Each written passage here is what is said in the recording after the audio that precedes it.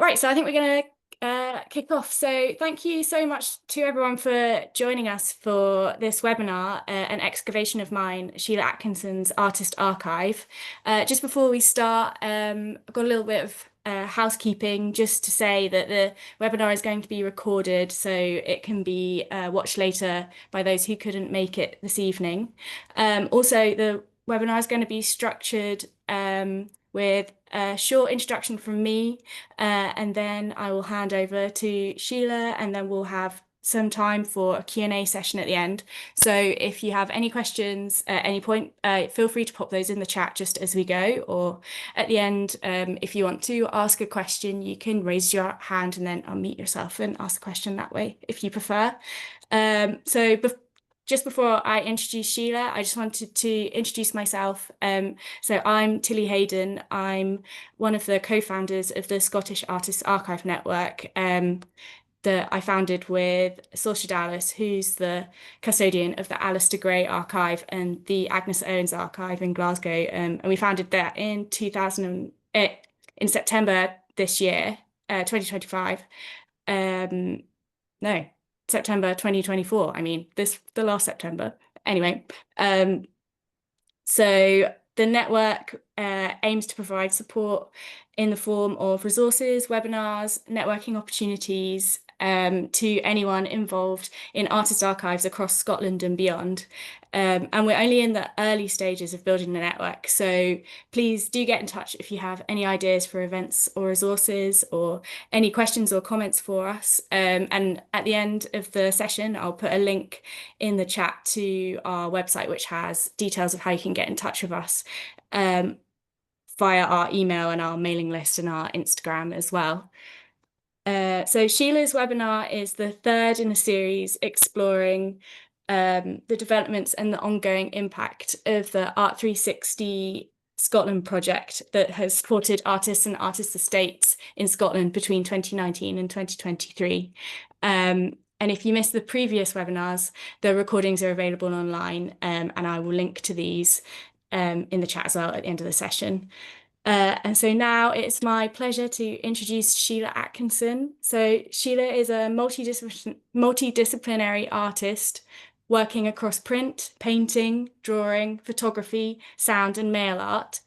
Atkinson seamlessly integrates diverse forms of artistic expression into cohesive and thought-provoking works. Born in Scotland, Atkinson pursued formal training at Napier University, Edinburgh, Scotland, where she honed her skills in communication studies. She has always been interested in people and place. Urban and natural environments, politics and language all provide context for the subjects of memory and transformation, which are ever present in Atkinson's work. Her multidisciplinary approach allows her to explore complex themes and ideas, often delving into personal and universal narratives that resonate deeply with her audience. So I'm going to hand over to Shelagh now. Thank you, Tilly, and thank you, everybody, for showing up today. I am delighted to have been invited to talk about my archive. I've had much time to think about this, and 5 years has gone into the making of this work. 5 years has passed since starting this journey. In preparing this talk, it became clear the process of archiving has brought these particular works to the fore, which we're going to view today. Having inventorized some 700 works, the process of archiving has shown the works are part of the archive, and the process of archiving reveals the work. We have the incredible capacity to both look forwards and backwards, and that this will transform the present. This is archiving. And on archive building, we're going to see what new meanings emerge. It is an act of deep reflection in equal measure, affirming and challenging. What is my archive? It's about people, places, my environment, politics and social context. It's about prints and painting and printmaking, drawing, short films, sound pieces. It's about exploring my environs. This is what it's about. It's about this and it's about that. It's about making things and it's about making stuff. It's about exploring avenues and angles, or are they angels if you want to tap into your spiritual? It's about creating creations of various subject matters. It's about re-engaging with past work. It's about what is emerging and what has emerged. It's about crossing borders and crossing lines. If we look at this slide and the next one, Tilly, which is a bit more difficult to read, but basically they read, if you go back to the 0 as well, Tilly, dig to transform. Well, what we see here is stenciled text. Stenciling is a key feature of my work, and it's become a major design element in the publication we have made since producing this archive.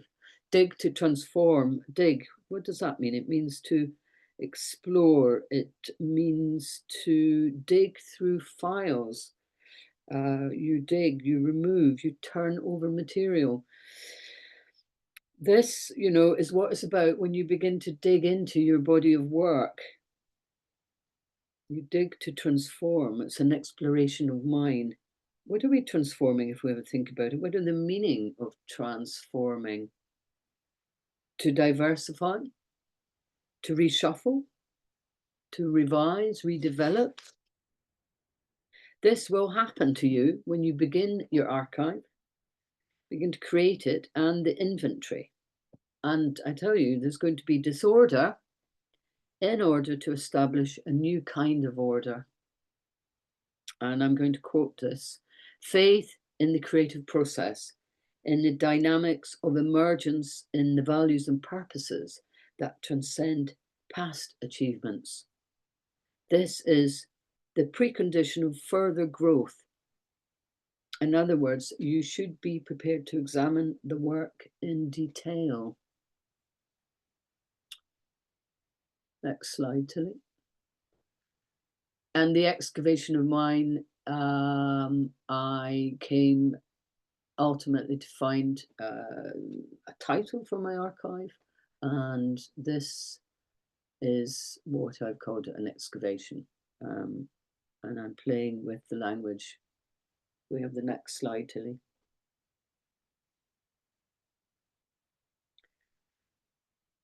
Excavation of mine, a painting. Tracing developments of my style, working and playing with language has aided much of what I do. In the excavation of memory, this painting, which I made some 10 years ago, we find a space when we return to it, and the gash of light is in the sediments of the layers. The business of archive making is that you will dive into many narratives of your work and practice. The materials and feelings from life are abstracted in this art form, and my painting uses different layers and divisions to try and follow the line to connect to the work. When you compile an inventory, it allowed me to look at the development of my practice. For instance, I can look at my printmaking practice and all the developments in this area, which helped me transform many aspects of my work. For example, photo etching and water-based screen printing, working in a cleaner environment. There are new technologies also, which I got on board with. All of this enabled me to trace developments through the past works. Slide 4. Looks like a pile of books. It is a pile of books. It's sketchbooks and notebooks and papers. And I asked the question, where do you store the info about your work? How do you record your narratives, the exhibitions, the titles, the works themselves? Questions asked like, what do we leave in or take out? Stories play a vital part in one's narrative to an understanding of what we've been doing. So we created a spreadsheet to record the data of the title of the work, the dates, the sizes, the images, and lastly, but very not leastly, the narratives. The notebooks and other ephemera find a very organized home, digitizing early works and producing a comprehensive database, which in turn supports evaluation of your work and an attention to legal consultancy if that is where you want to go. In creating the inventory, I worked with archivist May Moss, and the Muse records were established. So the materials like sketchbooks and notebooks are invaluable. The records were established and the materials and journals were invaluable. I repeat myself. What you are establishing is an orderly review of your practice. The project of archiving will serve the purpose of documenting in current time and informing my or your next step. Next.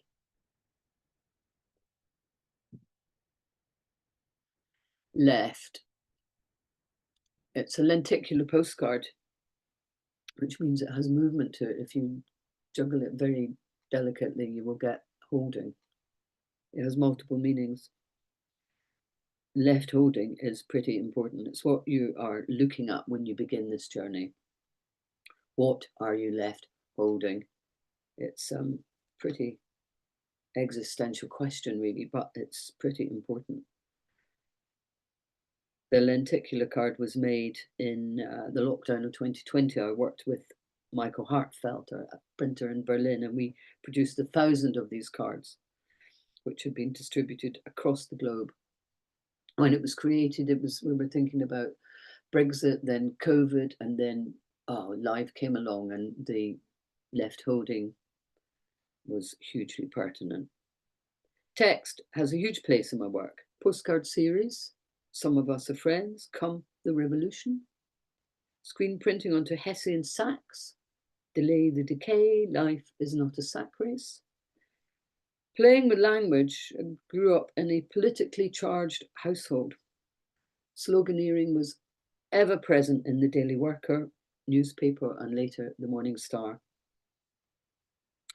And I use text poetically and politically in a kind of concrete form to stimulate you to look again and feel and think in a different way rather than the habitual.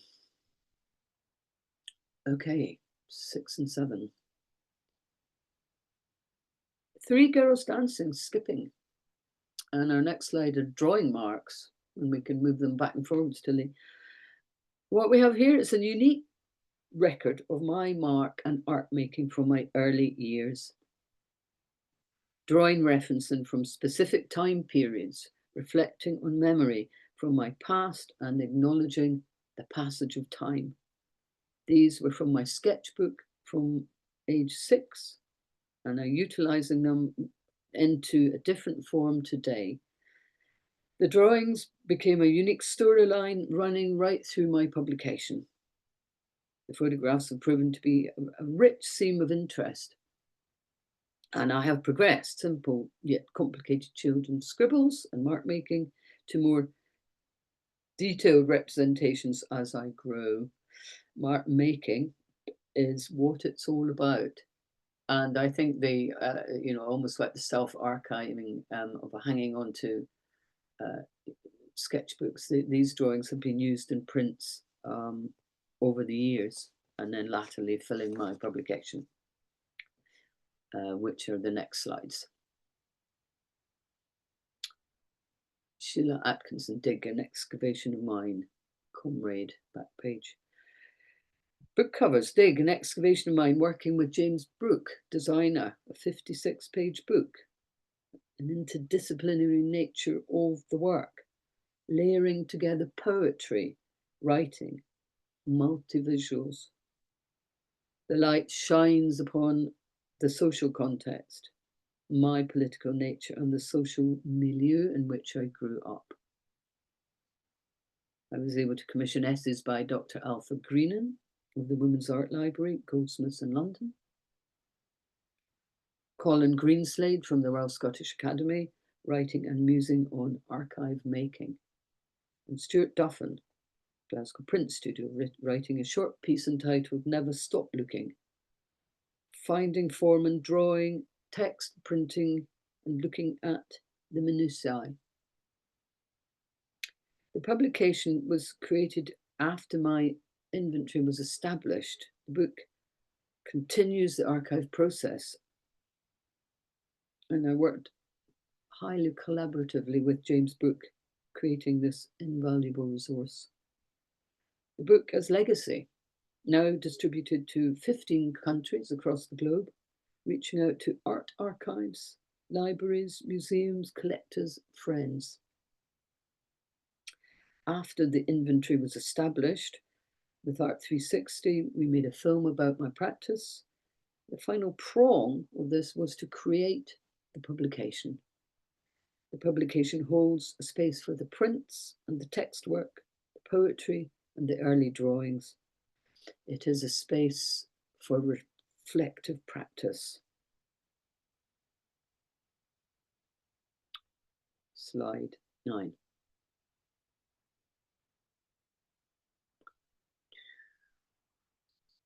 Seven screen prints up here in front of our eyes. I was asked by the archive here, Archive Network, to create a document regarding my experiences in making the archive. One question was, what was a memorable item in it? The image here shows a selection of prints I had made after a trip to St. Petersburg, Russia, that were shown at the Scottish Russian Institute. And I could talk at length about the journey made, the political intent around my project, the documentation of drawing, screen printing, and the making of my film Hermitage. However, this has been narrated elsewhere, so we are going to look at the red cover of a very particular booklet, The Red Diaper, a project very dear to my heart, made in the early 2000s. Throughout my career, I've been interested in deconstruction, family narrative, political engagement. This was a screen print project on canvas, on works on paper, where red is the colour of the party, the passion, and the commitment. I was a red diaper baby, one brought up in a left-leaning or communist household. In 1998, an anthology of writings was produced by Judy Kaplan and Lynn Shapiro in the USA. It was about the children of radical left parents coming to terms with political inheritance and family activism. I produced a series of works on paper and canvas using found photographs of my parents' shoebox of imagery. Myself as a baby, mother La Reine, father in running shorts with spiked running shoes, dad's dog, and grandfather with pipe and cardigans. A Labour man, a justice of the peace. You could put up the pipes and yeah, multi screen print image. The project covered aspects of identity and universal themes of belonging. Who am I and where do I come from? I wrote the text and made prints at the Edinburgh Print Studio. Worked collaboratively with Margaret B. Scott, graphic designer, designed an A5 booklet, 8-page staple bound with an edition of 200. And we have made many more since then, as I say, from the beginning of the 2000s. From this project, many have been realized. Works have been exhibited in Kanagawa and Japan of screen print portraiture. Prints have been developed and works are residing in permanent print collections from Scottish National Portrait Gallery, the National Museum of Scotland, NBC Inktech in Tokyo, and Murray Edwards College in Cambridge. We're actually coming to the end of this talk. And what I'm going to say in this is that the archive has been profoundly revealing. In fact, I would go as far as to say it has been revelatory beyond what I could have imagined, and provides an anchoring narrative to my practice. The word expansiveness immediately springs to mind, opening up to new ideas which have emerged. writing, collaborations, sound works, bringing together my various disciplines: paint, printmaker, photographer, poet, writer. I have been using ChatGPT, AI Source and DeepL, translating a poem of mine into Morse code, looking and thinking again about new meanings. I round up with huge thanks to the Art360 Foundation and Ellie Porter for including me in the project for 5 years ago. Creative Scotland for awarding me a grant, enabling me to work with James Brooke on my Dig Excavation of Mine publication. To Tilly Heydon here at the Wilhelmina Barnes Graham Trust for hosting, along with the Scottish Artists Archive Network. I'm going to finish off with some very profoundly important quotes. John Muir, a Scottish naturalist: when we try to pick out everything by itself, we find it hitched to everything else in the universe. This is artistic constellation. And R.M. Rilke: the world is very large, but in us it is as deep as the sea. And finally, Francis of Assisi: our hands imbibe like roots, so I place them on what is beautiful in this world. Thank you. Thank you so much, Sheila. That's really insightful. Look into how you found the archiving process and how it's sort of impacted your artistic practice. We're going to have a Q&A session now, so if anybody has any questions for Sheila about how she found the archiving process or any more about her practice or anything like that, please put them in the chat and I can read them out.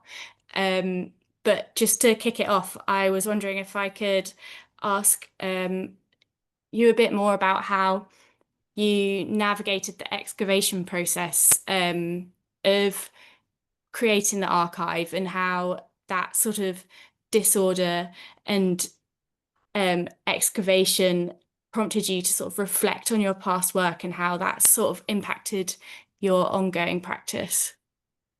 Okay, there's a lot of Yeah. there's a lot of question in that question. I think I take a couple of strands of navigation of even beginning the process of the archive, and having an archivist in my studio, which is a working studio, and the disorder was having someone take apart my work, which had been stored in other places, to create cataloguing and to create the inventory with the 700 pieces of work. That was very challenging, of filing and reordering and ordering.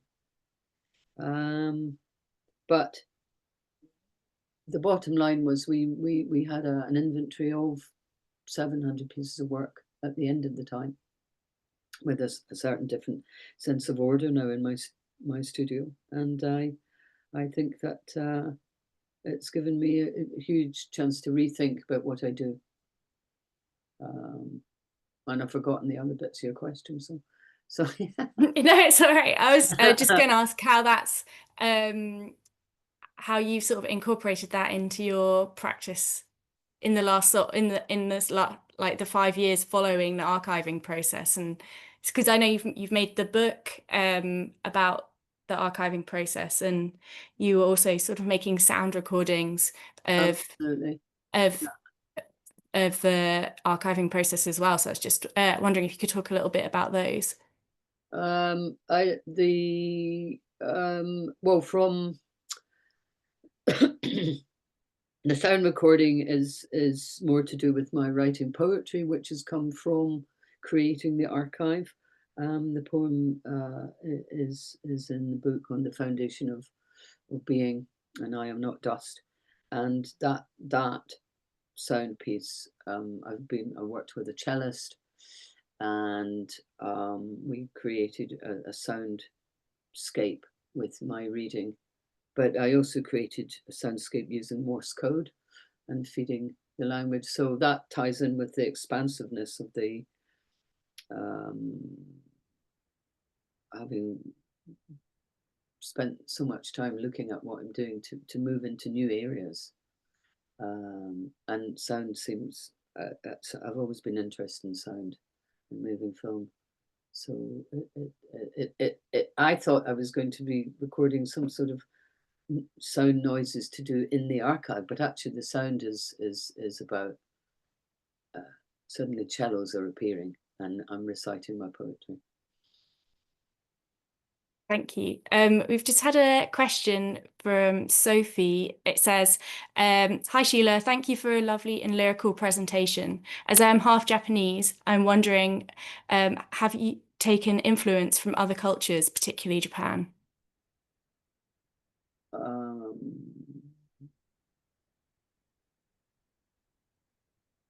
Probably.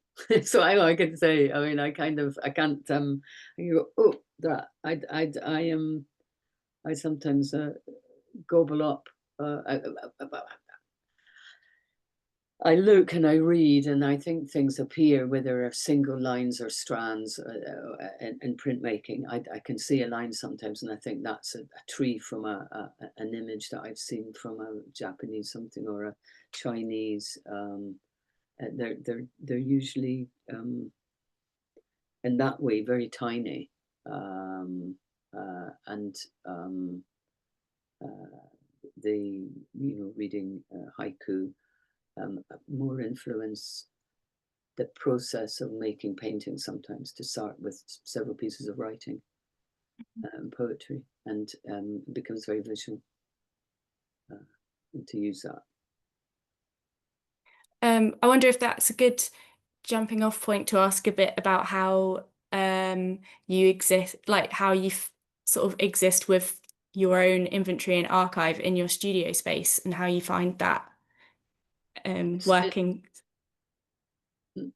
No, sorry, I'm finished. Go ahead. Okay.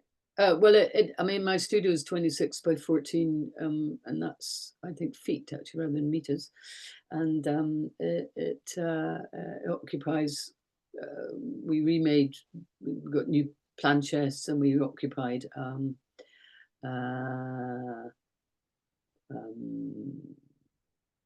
particular corners with archive boxes that are behind you. But we went for hanging files, so there's a lot of storage. That's paperwork. Actually, I mean, on some level, we're looking at 35 years of making work, and someone did say to me, "Oh, do you have more work?" I said, "Well, no, this is it," and I have a mezzanine level, so I think they were expecting another room full of work, but it seemed enough to me anyway.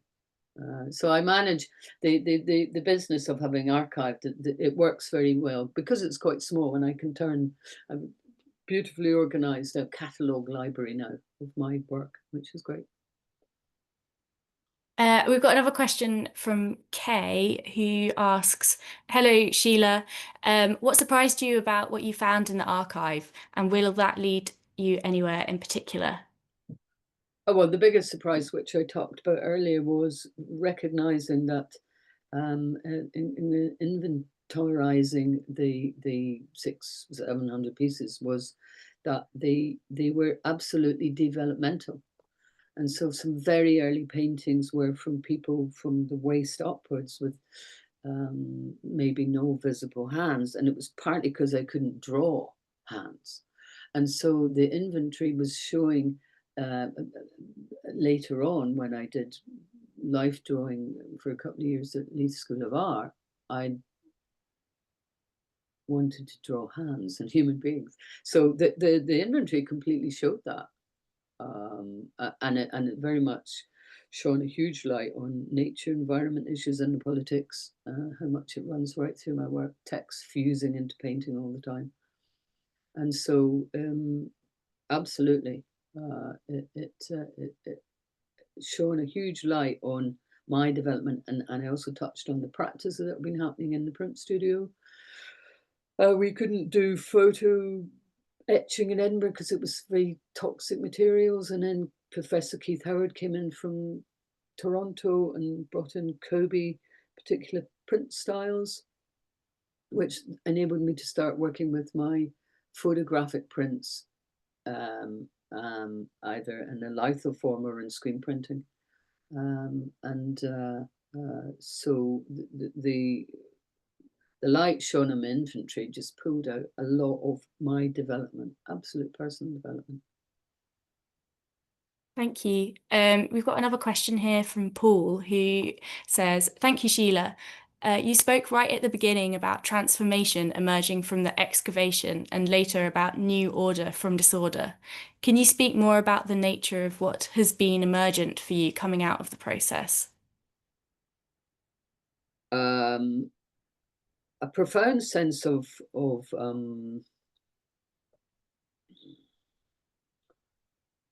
just who I am, actually, like working very solidly across these different platforms.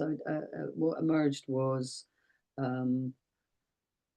that quote at the very end of it, things connecting and with everything else. It was such just a really a beautiful connection with my environment, my nature, my people. All that was what emerged. Really, it was very, very. It was like a whole pile of things coming together like that.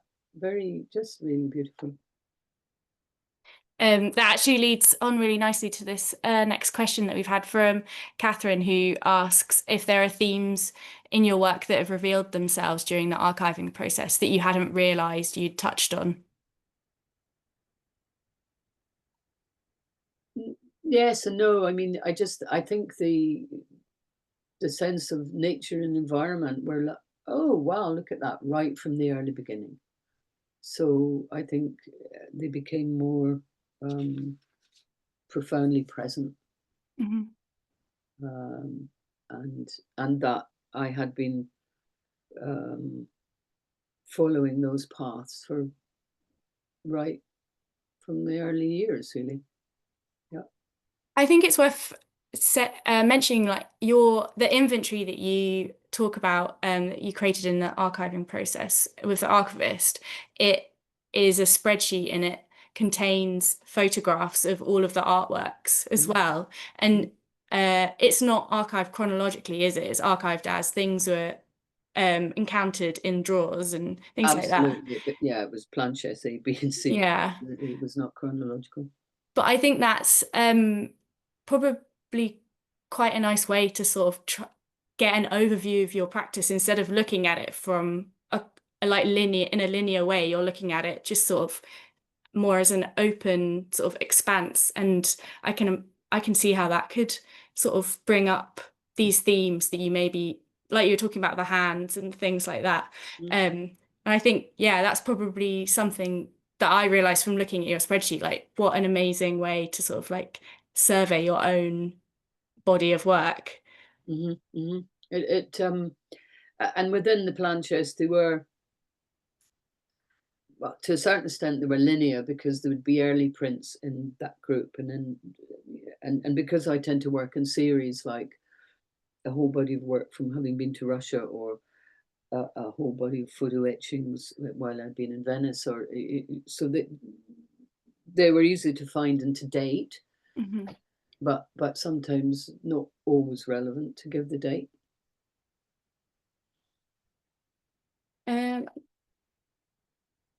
Yeah, I think that was really insightful. And unless anybody has any more questions, I think we're going to wrap it up there. I'm just going to put a few links in the chat for everybody that link to Shelagh's website and writing and the video that she made with Art360 Scotland, and then also some links to the Scottish Artists Archive Network. So people can just have a look at those there if they'd like to. But thank you so much for giving us an introduction to your archive and how you found the whole archiving process. It's really, really useful. Thank you very much, Shelagh. Well, thank you. I feel like we've just begun, Yeah. actually. We'd have a whole weekend of talking and unraveling, and very nice to see you, Paul. I'm not supposed to do that, but hi, Paul, in California, and Sophie and everyone else. Yeah, really appreciate you all turning up, and for those that are nearby, you're very welcome to visit the studio and have a look at how this thing works. That's great. Thank you so much, everyone, for coming. And do keep an eye out on our Instagram and on our mailing list for more events with the Scottish Artists Archive Network as well. I hope everybody has a good evening. Thank you. Thank you.